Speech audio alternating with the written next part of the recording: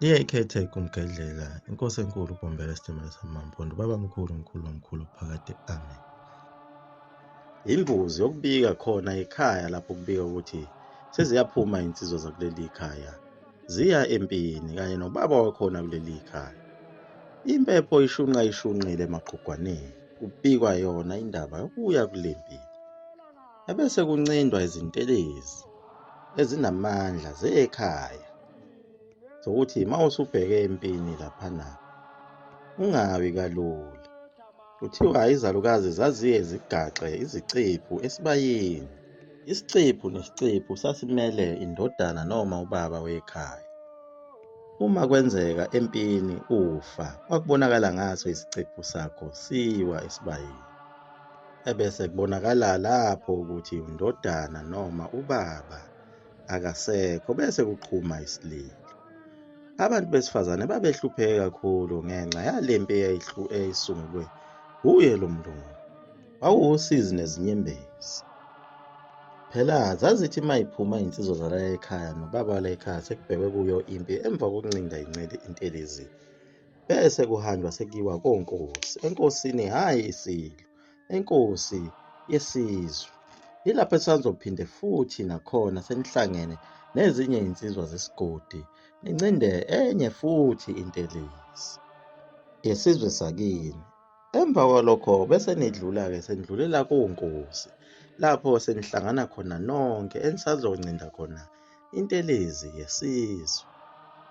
Yonke lento yenzeka kuhanjwa amabanga amade ngezinyawo kusuka kude kuyiwa komkhulu enkosini.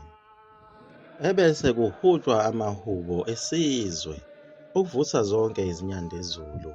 Amabutho asemandulo asalala ukuba ahambe kanye nathi siya kulempi esingazi noma siyobuya yini kuyo.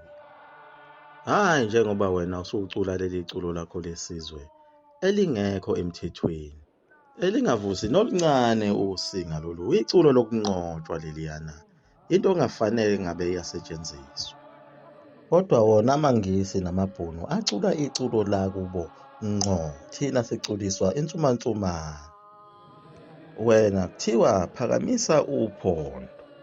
Akushiwo lutho ngosizi lobabamkhulu bethu ababulawa nomhlaba wethu owadliwayo. Amabutho ayekhona kwenziwa wonke lo msebenzi kwakuyiwo phela amamboza ibutho elikhulu, ibutho elalinabantu. Leli liqalekiswe uye phela umpande ngalesa sikhathi ethi ngoke ngibone amamboza edla nenkonyane zawo. Sisazowabala amabutho ayekhona ngalesa sikhathi sempi. Kodwa uCetshwayo wayesehlele kahle impi ukuthi akufanele nibadobe. Manifika nje nibahlasela, sizothumela ibutho lokuqala okuyilona elofika libadobe libakhiphele ngaphandle kwenqaba yabo lapha abasuke becashe khona. Bothi mase bengaphandle mase nibabulala. Bethi uma sebebaleka beyongena phakathi kulezi nqaba zabo bese nibalandela ningene kanye nabo. Wayethi mayikhuluma lokhu akushoyo uCetshwayo agiye kakhulu ukukhala amahawu. Ukhale necilongo ababelithole kuzo ezinye zezimpi ezazikade ziliwa zawo umfecane kuliwa namabhunu namangisi. Nezibhamu zikhona khona futhi lapha kwaZulu, phela lezi bezidayiswe uyena lo mlungu bekuthiwa uJantoni ogcine esebalekile. Kodwa ubaleke kahle ngoba ubashiye nezibhamu kanti futhi ubaqeqeshile abanye babo. Njengoba sikhulume ngoDabulamanzi, uyena obeseshaya inhlamvu enenkosi phakathi. Kodwa zazingeziningi lezi zibhamu. uDabulamanzi wayesafisa ukuthi athole ezinye, futhi wayazi kahle ukuthi bazothi uma befika kule mpi ngeke ahlale engahlomuli lutho. Sizowathi halamuzi nje amanye amabutho ayekhona: umchapho, udlodlo, imbumbi, umthuyisazwe, isanqo, indluyenqu, umbonami, ulundi, udlobo, uthulwane, ingobamakhosi, ukhandampevu, uve, kube yilo udlobo nonokhenke. Maningi kakhulu amabutho ayekhona lapha, ngeke siwabale onke. Nakhona ngapha kwaZulu babekhona phela abakhuzi bempi njengoba kade sibabalile laba phela abamangisi o-Anton Danforth, no-Henry Puley, no-Lord Chelmsford.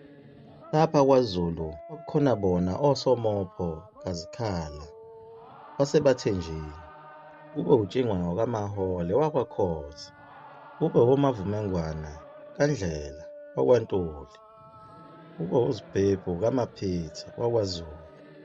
Kwakuyibona abakhuzi bempi laba abakhulu. Babekhona abanye ababehola amabutho esibala kubo bona uDabulamanzi laba.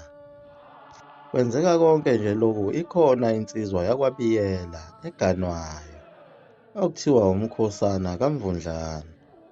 Usuku zaziwu-21 Januwari 1883 lensizwa iganwa kanti vele izinhlelo seziqalile zayo impi yaseSandlwana. Iganwa nje ijahe kuyo impi lena. Kodwa base beyincenge kakhulu ukuthi uma uqeda ukuganwa ukwazi ukuphuma uhambe uye empini uyofike usale ngoba ulula. Amabutho phela kade akhempa egonqile ezilungiselela yona lempi.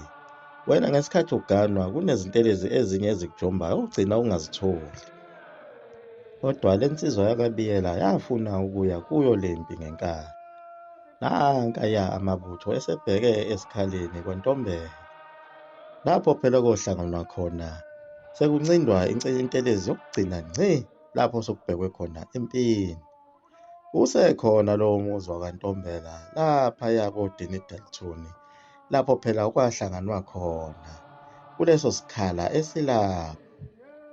Uma nje uqeda ukudlula lapha ko-19 oLundi udlula emakhosini ukhuphukela uthi Dundu, uyosibona leso sikhala lapho. Akhona amanye amabutho ayehambe kuqala ehamba egudla yonke imingcele ehlola ukuthi ngabe impi yamaNgisi imi kanjani. Yiyo phela lena eyayiholwa usomopho kaZikhala enye eyayigudla koNyezane nakoShowe.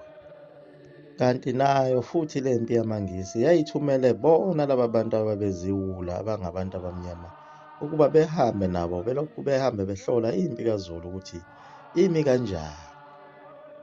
Phela isizwe sabantu abamnyama kade saqala ukudayisana lokhu. Ingakho uthola njena kunabantu abazonda uZulu ngayonke indlela. Izo zonke izizwe lezi ezazilwa noZulu ngalesiya sikhathi zelekelela amaNgisi. Sangenwa yiwo loya moya wasemandulo. Namanje sisazithola ngisho kuzo izinkundla lezi zokuxhumana zigxeka yonke into yesintu nenkolo yomdabu, bese zincoma inkolo yezitha zethu namasiko ayo. Yibo laba bantu ababizwa ngamadube eSandlwana.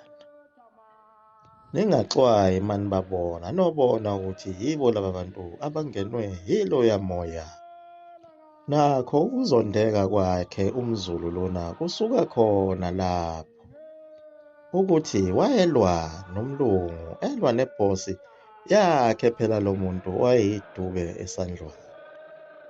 Manje angeke athokoze loya muntu wangaphesheya kothukela nasemampondweni uma ebona lo muntu wakwaZulu.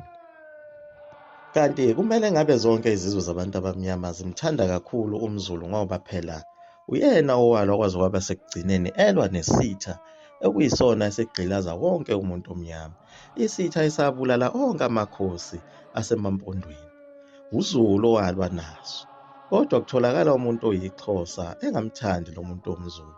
Awumthandi kanjani umuntu okuyena owalwa nezitha ezabulala obabamkhulu bakho kanye namakhosi akhona emampondweni anqunywa ngisho amakhanda. Asikho isizwe sabantu abamnyama esahlupheka kakhulu njengesizwe samampondo. Sihlushwa yiwo laba bantu abamhlophe abelungu bebafikela nezimishini zabo.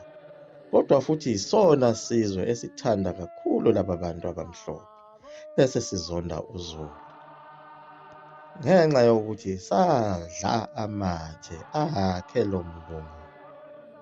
Liyaguqa lapho igumgedlela mzula amafutha omkhofu utunto mnesuka phakade ame.